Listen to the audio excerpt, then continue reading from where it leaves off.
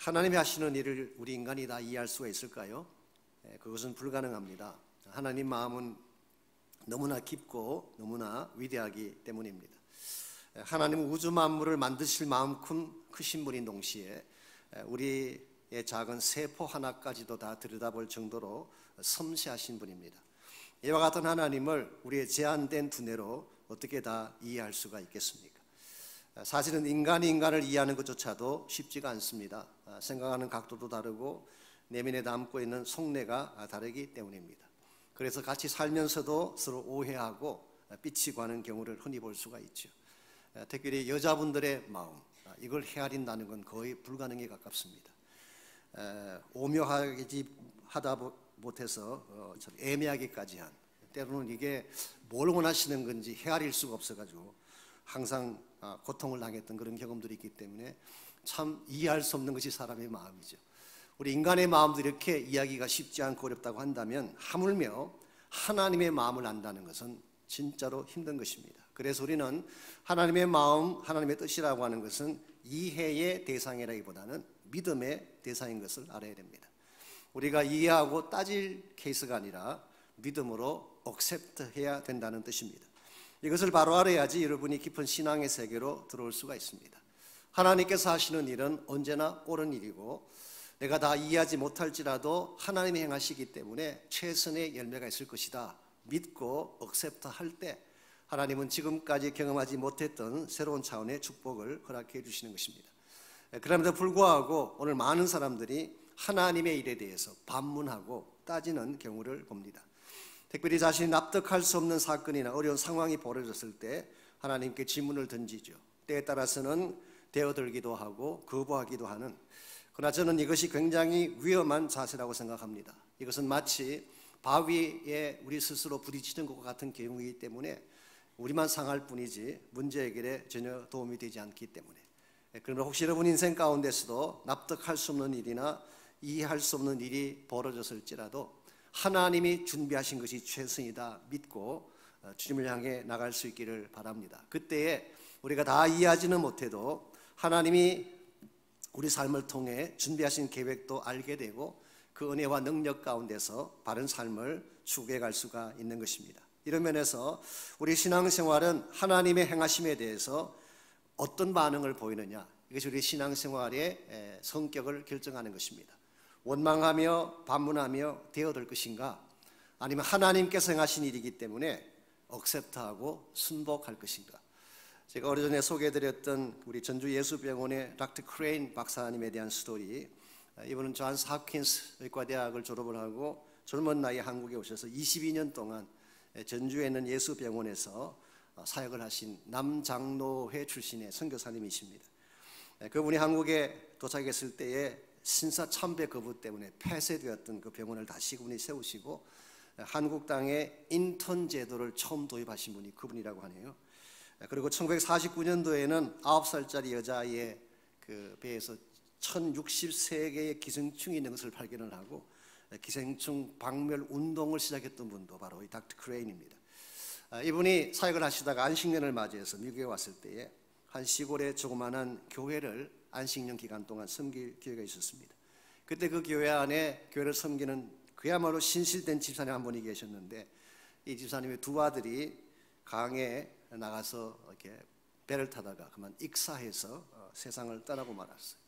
그리고 그날 밤에 설상가상으로 자신의 집에 불이 나서 집 전체가 전소가 되어지고 그 바람에 자기의 부인마저 세상을 떠나게 됐습니다.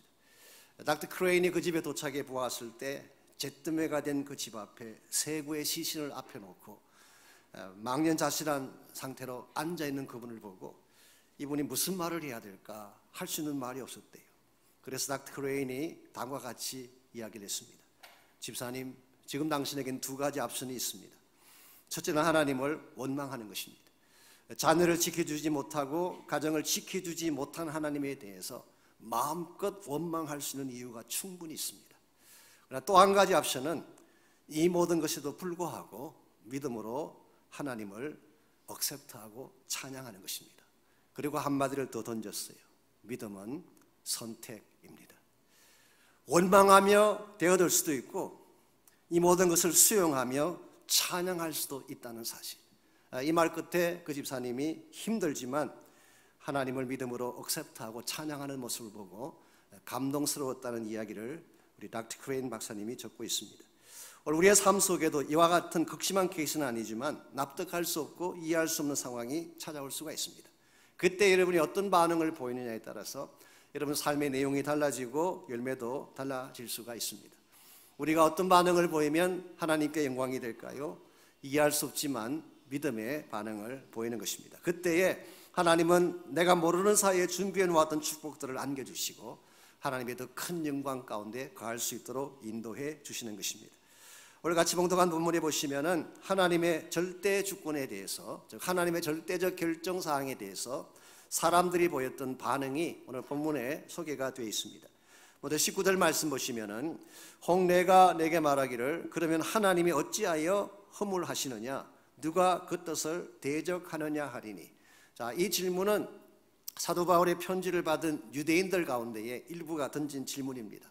왜 이 질문을 던지게 되었는가? 바로 앞전에 18절 말씀 보게 되면 이 18절 말씀 때문에 19절의 반문이 나왔습니다. 18절을 보면은 하나님께서 하고자 하시는 자를 긍휼히 여기고 하나님이 하고자 하시는 자를 완악하게 만든다.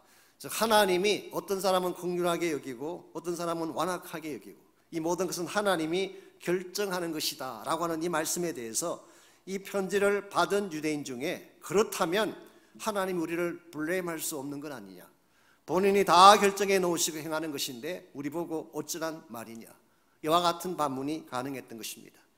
그러나 이와 같이 하나님의 하시는 일에 대해서 대어들고 반문하는 것은 대단히 위험합니다. 첫 번째 이유는 자기 자신이 피조물이기 때문에 그렇습니다. 내가 누구인가를 바로 안다면 하나님에 대해서 이런 반문을 할 수가 없습니다. 20절 보시면은 바울이 이렇게 말합니다. 이 사람아 내가 누구이기에 감히 하나님께 반문하느냐, 지음을 받은 물건이 지은 자에게 어찌 나를 이같이 만들었느냐 말할 수가 있겠느냐. 감히 너가 누구이기에 하나님께 대어도느냐, 그렇게 지적을 했어요.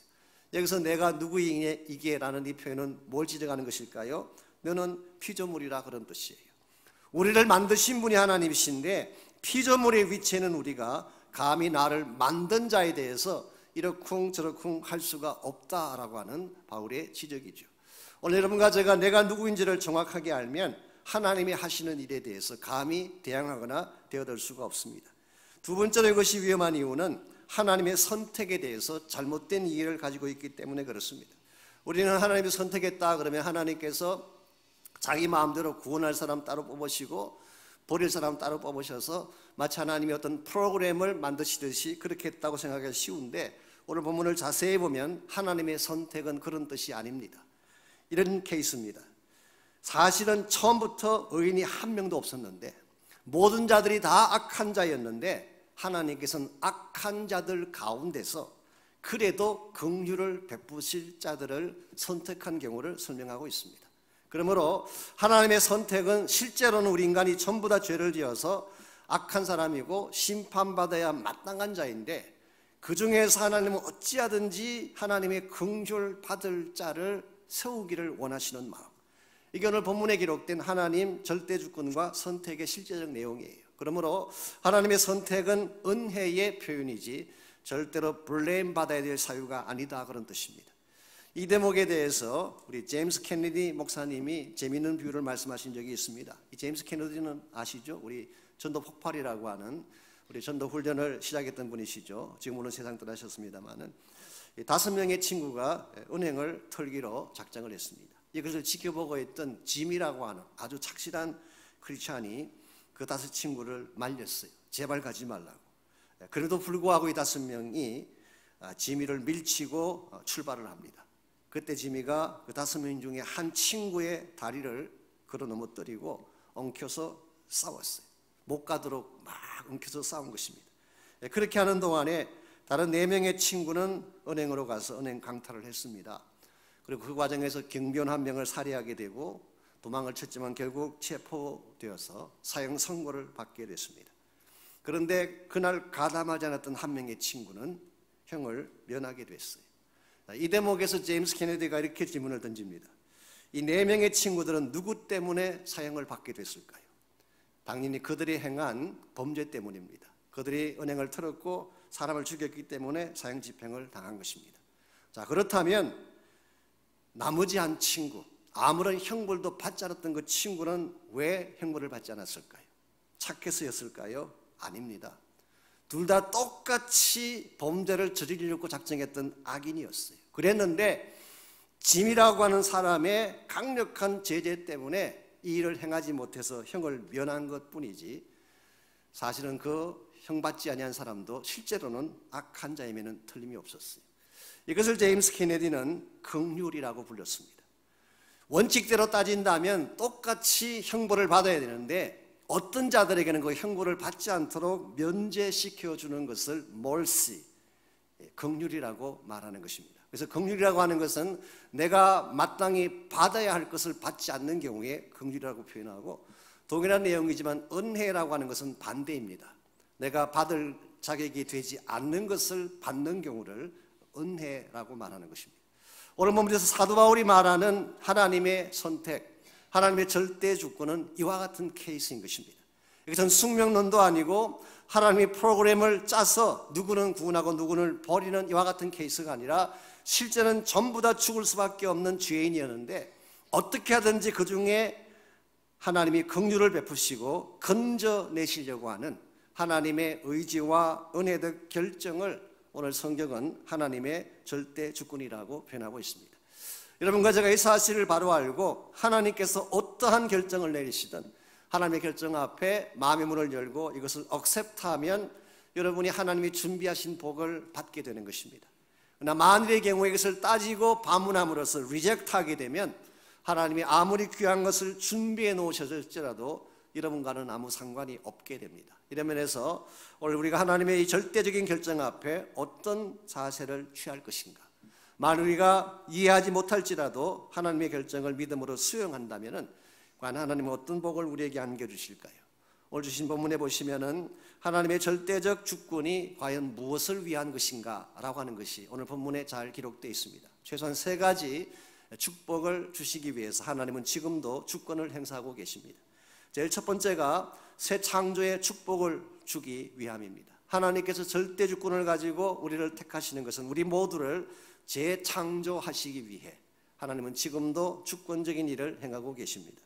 21절 말씀 보시면은 21절 토기장애가 진흙 한 덩어리로 하나는 귀히 설 그릇을 하나는 천이 설 그릇을 만들 고난이 없겠느냐라고 반문을 했어요. 이 말씀은 사실은 구약 성경 예레미야 18장 1절에서 4절 말씀을 백그라운드로 오늘 이 말씀을 적은 것입니다. 소위 말해서 토기장이의 비유라고 부르는, 그는 토기장이요 우리는 진흙, 우리 찬양 가사도 나오잖아요. He is a potter, we are the clay. 그 찬양 가사가 여기서 나왔습니다만은 하나님이 우리의 토기장이가 되시고 우리는 진흙에 불과하다. 이게 그 유명한 토기장이의 비유입니다. 예레미야 18장에 보게 되면 한 분 하나님께서 예레미야에게 토기장의 집으로 내려가서 그릇 만드는 모습을 지켜보라고 했습니다. 가보았더니 농로 위에, 휠 위에 진흙을 올려놓고 그릇을 만드는데 그릇을 만드는 과정에서 그릇이 터지고 말았어요. 즉 깨어지고 망가지고 만 것입니다. 일반적으로 그릇이 망가지게 되면 어떻게 하는 것이 상식인가요? 내어 버리는 것이 상식입니다. 그런데 토기장에는 그것을 내어버리지 않고 다시 빚어서 새로운 그릇을 만들었다. 그게 예레미야 18장 4절의 말씀이에요. 망가졌는데, 깨어졌는데 이것을 내어버리는 것이 아니라 다시 빚어서 another pot, 새로운 차원의 그릇을 다시 만드셨다. 이게 소위 말하는 재창조, 새 창조의 역사를 말하는 것입니다. 실제로 예레미야의 말씀을 선포할 당시 유다 민족은 망가질 대로 망가진 민족이었어요. 죄악으로 말미암아 완전히 깨어지고 부서진 민족, 그러므로 하나님이 마땅히 버려야 당연한 민족인데 하나님께서는 예레미야를 통하여서 내가 다시 너희들을 빚어서 새롭게 만들어 주겠다라는 메시지를 주셨고, 오늘 사도 바울은 그 말씀을 본문에 그대로 인용함으로써 오늘 여러분과 저에게도 동일한 선포를 행하고 계십니다. 우리 모두는 깨어진 그릇이었어요. 망가진 그릇이었어요. 우리 자체를 바라본다면은 다시 쓸만한 가치가 전무한 그런 케이스였는데 하나님은 이와 같은 우리를 하나님의 절대적 능력의 손으로 빚어내셔서 존귀한 베슬, 너무나 귀하고 아름다운 새로운 작품으로 만들어 주신 것, 이게 성경이 말하고 있는 은혜의 내용입니다. 사도 바울은 에베소서 2장 10절에서 이것을 우리는 그가 만드신 바라 그렇게 표현했어요. We are his workmanship. 그분이 만드신 좋은 작품. New Living Translation, We are his masterpiece. 우리는 그의 걸작품이다 그렇게 번역했어요. 헬라어 원문을 보게 되면 poema라고 하는 유명한 단어가 사용됐습니다. 여기서 나온 영어가 poem, P-O-E-M, poem이라고 하는 단어가 나오죠. 시라고 하는 단어, 노래라고 하는 단어가 여기서 나왔습니다. 그러므로 외형상 보게 되면 망가지고 깨어지고 부서진 존재이지만 예수 그리스도 안에서 하나님이 다시 빚어내셔서 우리를 시가 되게 하신 거예요. 노래가 되게 하신 거예요. 이걸 생각해 보면 여러분과 제가 보통 사람들이 아니에요. 우리는 가끔 우리의 외형을 보고 외모를 보고 우리의 외적인 조건을 보고 우리 자신을 너무 과소평가하고 너무 비참하게 평가할 때가 많이 있습니다만은 하나님은 여러분 한 분 한 분이 시래요. 노래래요. 너무나 아름다운 노래처럼 귀한 분들. 여러분 이 사실을 인식을 해야지 크리스찬 삶을 건강하게 바르게 살아갈 수가 있습니다. 페니 크로스비라고 하는 분은 태어난 6개월 만에 앞을 보지 못한 시각장애자가 됐습니다. 정말 답답하고 어려운 삶을 사는 존재가 됐죠. 그럼에도 불구하고 그분은 일평생 동안 8,000개의 찬송시를 적었어요. 오늘 건강한 사람들이 한 편의 시도 적지 못하는데 시각장애자가 8,000개의 시를 적었다는 사실, 경이롭지 않습니까? 한국의 송명희 자매님은 여러분 잘 아시는 저 태어날 때부터 뇌성마비 장애인 판정을 받고 태어나셨어요. 몸을 움직이지 못하고 지금도 다니실 때마다 고통 가운데 얼굴 표정 하나, 몸짓 하나 제대로 할 수 없는 그런 어려운 처지에 있는 분이 되셨어요. 그러나 이 송명희 자매로 하여금 그야말로 유명한 분이 되게 한 귀한 시가 한 편 있죠. 나라고 하는 시. 여러분 아실 거예요. 이게 그걸 붙여서 나중에 우리가 찬송으로 많이 불렀습니다마는 나 남이 가진 재물 없으나 나 남이 가진 지식 없으나 나 남이 가진 건강 없으나 나 남이 없는 것 있으니 나 남이 못 본 것 보았고 나 남이 듣지 못한 음성 들었고 나 남이 받지 못한 사랑 받았고 나 남이 모르는 것 깨달았네. 그리고 그 다음 구절이 참으로 중요합니다. 공평하신 하나님이, 공평하신 하나님이. 여러분 이게 이해가 되세요? 온 전신이 다 불구자가 되어지고 평생 동안 비틀림 가운데 고통 가운데 살아온 한 자매가 하나님이 공평하시대요. 우리는 많은 것을 가지고 있으면서 정말 많은 좋은 조건 속에 살면서도 우리는 하나님이 unfair하다고, 하나님이 불공평하다고 원망할 때가 참 많은데 모든 것을 다 잃어버린 평생을 고통 가운데 살아왔던 이분은 하나님이 공평하시대요. 어디서 이런 고백이 나올 수 있을까요? 그 10년 깊은 곳에 하나님이 아니면 주실 수 없는 새 창조의 생명력이 그 안에 있었기 때문에 이런 고백을 할 수가 있었던 것이죠. 여러분 한 분 한 분이 이와 같이 하나님 만드신 글작품을 선포하고 사시기를 바랍니다. 환경이 나를 찌달리게 하고 사람들이 나를 핍박할지라도 그것 때문에 기죽지 말고 나는 하나님 만드신 글작품이다, 마스터피스이다, I am the poem of God, 하나님의 시다 라고 선포를 하시고 여러분 안에 주어진 생명의 기쁨을 노래하며 살아갈 때 여러분이 진실로 성경이 말하는 존귀하고 거룩한 존재가 되는 것입니다. 하나님의 절대 주권은 이와 같이 우리를 새롭게 빚어내기 위한 하나님의 손길을 말합니다. 두 번째로 하나님의 절대 주권은 영광의 풍성함을 주시기 위함, 영광의 풍성함을 안겨주시기 위함. 22절 23절을 보면은 여기에도 두 가지 종류의 그릇이 나옵니다. 먼저 22절에서는 진노의 그릇이 나오죠. 이 진노의 그릇이라는 말의 뜻은 진노의 대상이다 그런 뜻입니다. 하나님이 심판하기로 작정한 케이스죠. 자, 진노의 그릇은 누구를 말할까요? 그것은 그 당시 하나님을 거부하고 하나님을 대적했던 유대인들을 지칭할 확률이 많습니다. 그 반면에 23절에 보게 되면 긍휼의 그릇이 나옵니다. 이 긍휼의 그릇은 하나님의 긍휼을 받을 그릇, 하나님의 사랑과 은혜를 받을 대상을 의미하는 것입니다. 그렇다면 이 긍휼의 그릇은 누구를 의미할까요? 24절을 보시면 그 답이 나와 있습니다. 이 그릇은 우리니 곧 유대인 중에서뿐 아니라 이방인 중에서도 부르신 잔이라라고 했어요. 유대인도 아니고 이방인도 아니고 혹은 유대인이건 이방인이건 it doesn't matter. 중요한 게 뭡니까? 하나님의 부르심을 받은 자들.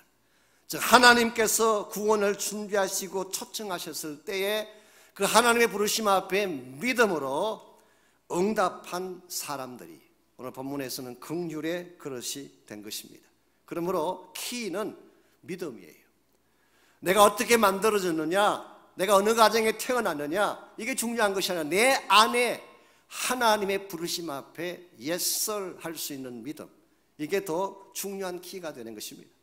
한 가지 오늘 본문에서 주목할 사실은요, 22절을 보시면은 even 진노의 그릇에 대하여도 하나님은 오래 참으시고 관용하신다는 표현이 나옵니다.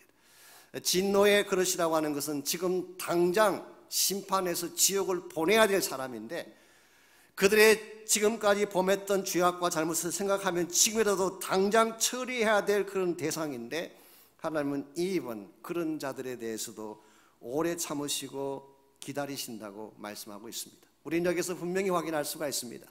하나님의 선택은 우리를 버리기 위한 선택이 아니에요. 누구는 택하고 누구는 지옥 보내기 위한 선택이 아니라 하나님의 인텐션은 우리 모두가 다 구원받는 거예요. 우리 모두가 하늘나라 백성 되는 것입니다. 우리 모두가 다 행복자가 되고 하나님 나라의 영광을 누리는 것이 하나님의 계획이고 하나님의 인텐션이에요. 그런데 만일 이와 같은 하나님의 인텐션에 대해서, 하나님의 부르심에 대해서 끝까지 거부하고 노하면 할 수 없어요. 우린 진노의 그릇으로 버림받게 되는 것입니다. 그러나 반대로 내 마음의 문을 열고 하나님이 준비하신 구원의 축복 앞에 믿음으로 순종하며 나가게 되면 하나님이 예배하신 긍휼이 우리 안에 부어지게 되고 우리는 풍성한 복을 누릴 수가 있다, 그런 뜻이에요. 그래서 이와 같이 긍휼의 그릇이 된 자들에게는 영광의 풍성함을 주실 것이다. 여기서 영광이라는 단어는 종말론적 영광을 말합니다. 즉 우리가 그리스도 안에서 주님 다시 오실 그때 누리게 될 구원의 완성을 설명하는 것입니다. 좀 더 구체적인 단어를 사용하자면 예수님 재림하실 때리 모두가 영광된 부활의 몸으로 다시 살아나고 주님 다시 오시게 되면 영원한 천국이라고 하는 그 영원한 플레이스에서 우리의 영혼을 보내게 될 풍성한 축복, the riches of the glory, 그분의 영광의 풍성하심. 이게 오늘 여러분과 저에게 주어진 참된 차원의 복입니다. 여러분이 이 사실을 확인하고 내가 그리스도 안에서 이와 같이 종말론적인 하늘나라와 부활의 영광이 나의 것이라는 것을 분명히 알 때 여러분 이 땅의 행복과 불행에 연연하지 않고 살아갈 수가 있어요. 이 땅을 살면서 조금 더 잘 먹고 잘 못 먹는 것 때문에 목매달지 않는, 우리는 더 큰 차원의 the riches of His glory, 그분의 영광된 부여함이 우리를 기다리고 있기 때문에 이번에 제가 짧은 시간이지만 월화수 지난 주간에 우리 침례교 목사님들이 모이는 그 지방회 수련회가 있어서 잠시 다녀왔습니다. 사실은 제가 건축 스케줄도 있고 또 교회 사역도 너무 많아서 갈 형편이 못 되는데도 불구하고 이미 작년부터 약속을 한 것이기 때문에 이번에 네 분의 목사님들이 내 교회가 그분들을 섬기기 위해서 이제 다 우리가 펀드를 내고 그분들을 좀 좋은 곳에 모셔서 대접해 드리면서 네 목사님이 돌아가면서 설교하고 이제 집회를 인도하는 그런 시간을 가졌습니다. 참 육체적으로 좀 피곤했지만 굉장히 제 마음속에 기쁨도 있고 제가 한 2시간 반을 차 타고 다시 돌아와야 되는데 도로는 그 차 안에서도 굉장히 찬송이 터져 나오고 그랬어요. 제가 너무 분주하게 바쁘게 살다 보니까 목회 쫓겨다니고 일에 쫓겨다니다 보니까 진짜 보아야 될 영광을 잠시 잊어버리고 있었어요. 근데 우리 목사님들끼리 모이고 사모님들만 모여가지고 찬양을 부르는데 말이죠, 너는 저 높은 곳을 향하여 날마다 나아가, 난 그 찬양이 그렇게 은혜스러운 줄 몰랐어요. 우리가 늘 부르던 찬양이고 보통 우리 장례식장에서 부르는 정도고 우리 교회에서도 거의 부르지 않는 좀 연세가 드신 분들이 가끔 부르시는 노래 정도로 알았는데 저는 그 찬양 부르면서 얼마나 많이 울고 같이 모였던 목사들이 얼마나 많이 울었는지, 이게 우리가 진짜로 가져야 될 소망인데 이걸 잊고 있었구나. 우리가 왜 목사가 되고 왜 사역자가 되고 왜 선교사가 돼야 하나? 우리가 세상적인 뭘 이루기 위한 것이라면 이렇게까지 올 필요가 없는데 고생하며 어려움 당하며 여기까지 온 한 가지 이유가 있다면 그날의 영광 때문이 아닌가. 우리 모두는 이 땅의 삶이 전부가 아닙니다. 언젠가 이 땅의 삶은 끝나요.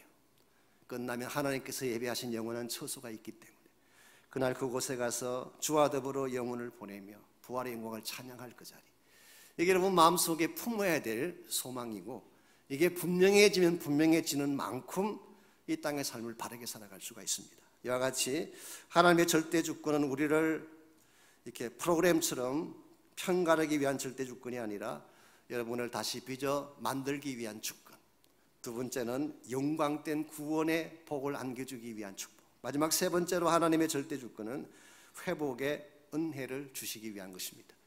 사랑의 아름다운 결실을 맺게 하기 위한 주권, 그렇게 표현할 수 있습니다. 25절 말씀 보시면은, 25절 26절에 보시면은 이 사도 바울은 구약 성경 호세아서를 다시 한번 인용하고 있습니다. 호세아서 1장 10절과 2장 23절을 인용하고 있습니다. 호세아 선지자는 북왕국 이스라엘을 향해서 말씀을 선포했던 선지자죠. 북쪽 왕국, 남쪽 유다가 있고 북왕국 이스라엘인데 북왕국 이스라엘에 가서 하나님 메시지를 선포했던 분이 호세아입니다. 그 당시 이스라엘은, 북왕국 이스라엘은 음녀와 같은 나라였어요.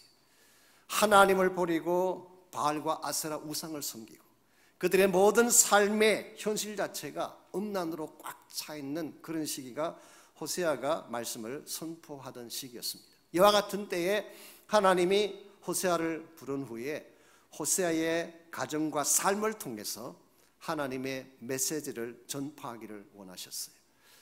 하나님은 호세아를 하나님의 종으로 부른 후에 고멜이라고 하는 한 여자를 아내로 취하겠습니다. 그런데 이분의 문제가 뭐냐고 하면 이분은 평범한 여자가 아니라 성경 표현에 보면은 음란한 여자라고 되어 있어요. 아마도 화류계에 있든지 아니면은 자기 마음대로 쾌락을 추구하며 살았던 그런 케이스든지 아마 그런 분인 것 같습니다. 하필이면 하나님의 거룩한 선지자의 가정에 이런 부인을 데려오게 한 이유가 뭘까? 사실 납득하기가 쉽지 않죠. 이 부인이 들어와서 세 자녀를 낳았습니다. 두 아들을 낳고 딸을 낳았어요. 그랬으면 이제 좀 착실하게 행복하게 잘 살아야 되지 않겠습니까? 그런데 고멜이 또 집을 뛰쳐나가고 말았어요. 옛날 생활로 돌아간 것입니다. 이 대목에서 어떤 사모님 한 분이 재미있는 이야기 하신 걸 제가 들은 적이 있습니다. 본인은 이 고멜의 처지가 이해가 된대요. 한편으로는.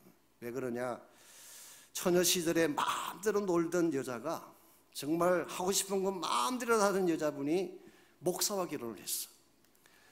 그 이후부터 갑자기 산모가 되고 나니까 옷을 제대로 입을 수가 있나, 가고 싶은 데를 마음대로 갈 수가 있나, 하고 싶은 말을 제대로 할 수, 항상 조신하게 행동해야 되고, 신방 갈 때는 조심조심해야 되고, 주로 기도하고 말씀 보고 묵상하는 이런 생활만 주로 해야 되니 이게 어떻게 고멜이 견딜 수가 있었겠느냐. 그래서 한 3, 4년 아기 셋 낳을 때까지 버틴 것도 장한일이다. 3년 정도 그때는 도저히 견딜 수가 없어서 다시 뛰쳐나간 케이스. 아마 사모님 입장에서 재미있게 설명을 한 케이스인 것 같긴 합니다만은, 여기서 핵심 포인트가 뭔지 아십니까? 이 고멜이 호세아의 가정을 떠났다는 것이 핵심 포인트가 아니에요. 떠난 후에 다시 데려왔다는 것이 더 중요한 포인트예요. 하나님이 특별한 은총을 주시기 위해서 고멜을 데려왔는데, 그리고 좋은 가정을 허락해 주었는데 하나님의 사랑을 저버리고 떠나갔어요. 그러면 버려야 되지 않겠습니까? 배은망덕하다고 쳐내야 되지 않겠습니까? 그런데 떠나간 그 여인을 다시 데려오게 하신 하나님, 저는 그렇게 생각합니다. 또 나갔으면 또 데려왔을 거예요. 또 나갔으면 또 데려왔을 거예요. 이게 하나님 사랑의 특징이에요. 한 번 사랑했으면 무엇을 행하든 어떤 상태가 되든 놓을 수 없는 하나님 사랑의 특징. 한 번 사랑했으면 끝까지 사랑하시는 하나님의 절대성을 호세아서가 우리에게 소개하고 있는 것입니다. 하나님 이와 같은 사랑으로 여러분과 저를 향해 다가오십니다. 그리고 오늘 말씀 25절 26절에 기록된 것처럼 내 백성 아닌 자를 내 백성 삼아 주리라. 여기 하나님 사랑의 포괄성을 발견하게, 인클루시브한 하나님, 익스클루시브한 것이 아니라 인클루시브한, 하나님은 이방인들이나 유대인이나 상관하지 않고 모든 자들을 나의 피플로 삼으시는 하나님. 사랑하지 아니한 자를 사랑한 자라 부르는 사랑, 즉 사랑할 가치가 없는 자에게 unconditionally 사랑하시는 하나님. 26절, 너희는 내 백성이 아니라고 한 그곳에서, 이게 바로 팔레스타인 지방을 말합니다. 이스라엘 민족이 하나님을 거부하고 우상을 세우고 바알과 아스라 목상을 세우고 하나님의 가슴을 아프게 했던 바로 그곳에서 그들을 다시 살아계신 하나님의 아들이라 일컫게 하리라. 여기에 하나님의 은혜가 있고 치유의 회복이 표현되고 있는 것을 보게 됩니다. 이스라엘 민족은 깨어지되 그냥 깨어진 정도가 아니라 산산조각이 났어요. 깨어지고 부서지고 그야말로 어디를 보아도 온전한 것이 없는 이스라엘 민족. 근데 하나님은 그 민족마저도 다시 나의 아들이라고 회복시켜 주시고 하나님의 품 안에 살도록 하시는 것. 하나님 이걸 위해서 지금도 그분의 절대적 주권과 능력을 가지고 일하고 계신다고 하는 뜻입니다. 우리 가운데 완벽한 사람이 혹시 있을까요? 우리 가운데 인격적으로, 심령적으로 우리 삶의 내용 자체가 완벽하다고 말할 자가 과연 있을까요? 저는 아무도 없다고 생각합니다. 우리 모두에게는 다 모난 부분이 있어요. 우리 모두에게는 깨어진 부분이 있어요. 우리 모두에게는 금간 부분이 있습니다. 근데 하나님은 모난 그 부분을 깎아내어 주세요. 우리의 교만한 마음이나 우리의 막 나가려는 마음들을 하나님이 깎아주세요. 깨어지고 부서진 실패하고 상처난 부위들은 하나님이 치유해 주세요. 심지어는 금이 갔기 때문에 나도 인식하지 못하고 주변 사람도 보지 못하지만 나만이 가지고 있는 깊은 상처의 골까지도 하나님은 만지시고 치유해 주셔서 마침내 나의 자녀가 되게 하시는 것. 이게 바로 하나님이 지금도 행하시는 일입니다. 하나님은 절대 주권을 가졌다고 말씀드렸는데 하나님의 절대 주권은 쉽게 표현하면 절대 사랑이었어요. 하나님의 절대 주권은 우리가 어떤 케이스든지 반드시 우리를 건져내어서 다시 회복시키시는 하나님의 절대 능력을 의미하는 것입니다. 여러분과 제가 이 사실을 바로 알고 여러분이 무슨 일을 당하든지 어떤 상태에 있든지 이 하나님을 향해 믿음을 갖고 나가기만 한다면 하나님은 고멜을 치료하시고 북왕국 이스라엘을 치료하시고 망가지고 무너졌던 유다 민족을 다시 살리셨던 것처럼 오늘 여러분과 저를 다시 회복하셔서 하나님의 거룩한 작품들이 되게 하실 것입니다. 혹시 여러분 인생 가운데 납득할 수 없는 고난이나 아픔이 찾아온 분이 혹시 있다면 하나님을 원망하거나 반문하기보다 하나님의 절대성을 신뢰하고 하나님이 내가 모르는 비밀스러운 복을 준비하시고 나에게 이와 같은 고통을 주는구나 생각하고 믿음으로 억셉트하고 감사하는 여러분 되시기를 바랍니다. 그러면 하나님이 실제로 여러분의 인생을 그렇게 축복하셔서 그 영광 가운데 거하게 하실 것이기 때문에 혹시 여러분 가운데 여러분이 당하고 있는 아픔이 너무 깊어서 여러분이 겪고 있는 고통의 현장이 너무 아파서 혼자 힘으로 도저히 해결할 수 없다고 생각하는 분이 혹시 계신다면 역시 여러분을 절대적 사랑과 능력으로 품으실 하나님 향해 나오시기 바랍니다. 여러분과 제가 이 하나님을 만나게 되면 이 능력의 손을 붙잡게 되면 우리는 다시 일어설 수 있고 회복될 수가 있기 때문에 여러분 광고 말씀드린 것처럼 이제 8월 6일부터 우리가 40일 동안 특별 새벽 기도를 갖습니다. 제가 솔직히 저 개인적으로는 굉장히 부담이 되고 좀 피하고 싶다는 생각이 들 정도의 그런 일입니다. 이제 건축이 끝났고 헌당 예배까지 들었으면 좀 쉬면 좋을 텐데 어디 좀 여행이라도 다니면 좋을 텐데 헌당 예배 끝나는 그 다음 새벽부터 다시 또 새벽 제단을 쌓아야 된다는 사실이 부담이 안 될 리가 없죠. 더구나 큰 건물로 옮겨갔는데 과연 그 건물이 다 찰까요? 얼마나 많은 분들이 나오셔서 기도할지 I don't know. 아무것도 보장할 수가 없습니다. 그러나 제가 이 일은 반드시 해야 된다고 생각하는 이유 중에 하나가 이걸 하지 않으면 저희 교회가 살아날 수 없다는 것을 알기 때문에 혹시 여러분이 건축을 완공했으니까 다 됐다는 분 혹시 계신가요? 아닙니다. 정말 건축이 우리 교회의 목적이었다면 건축으로 끝난 거예요. 그러나 그것은 도구에 불과하고 이제부터 진짜 해야 될 하나님의 거룩한 비전이 기다리고 있기 때문에 기도하지 않고는 불가능합니다. 그래서 여러분 저는 여러분 한 분 한 분을 기도 자리에 초청하고 싶습니다. 꼭 오십시오. 물론 다른 기도의 시간도 오셨지만 이번 40일 특세는 여러분 꼭 오시고 마음에 정말 결심을 갖고 오셔서 여러분 개인도 살아나고 가정도 살아나고 교회가 다시 회복되고 우리 교회뿐만 아니라 이 땅의 모든 교회들이 회복되어지는 그런 역사가 있도록 함께 기도해 주시면 좋겠어요. 우리 한번 시간에 같이 한 목소리로 우리 헌신의 기도, 결단의 기도